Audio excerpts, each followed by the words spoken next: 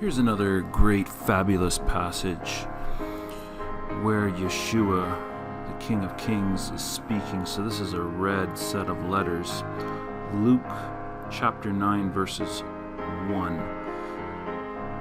Then he called his 12 disciples together and gave them power and authority over all devils and to cure diseases.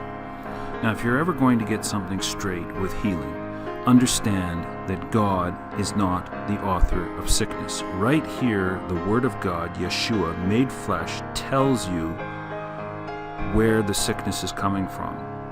He calls the 12 disciples together and gave them power. Now, you need to look that word up in the Greek and see that it is actual dunamis. It is the strength and ability. And he gave them then authority, which is the Greek word exousia. And it means influence, right, privilege, rule of government, commands that must be submitted to. So he is giving them the ability, and then he is giving them the governing authority to be submitted to over all devils, it says here. Now this is King James. King James has a few translational errors in it. This actually should be translated demon. There's only one devil, but there are thousands of demons. And this is saying that this is a demonic sickness and to cure diseases. So with the authority, they are able to go forth and carry this out. Now we're going to check on verse 6. Now carrying on in verse 6, it says, and they departed who? Who's they? They are the 12 that received the ability and the authority, and they went through the towns preaching the gospel and healing everywhere.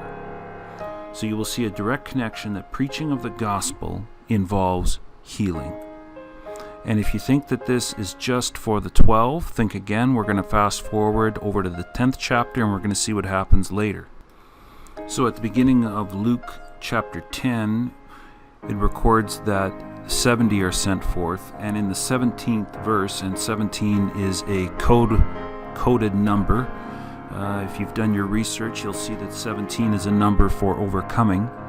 And the 70 returned again with joy, saying, Lord, even the devils are subject unto us through thy name. So this is not an exclusive right for just the 12. The 70 got it as well. And to show conclusively that it's still active today, we're going to fast forward to the end of the book of Mark. Mark chapter 16, verses 17 and 18. There's that number 17, that overcoming number again. These are the final parting words of Yeshua, Jesus. And these signs shall follow them that believe.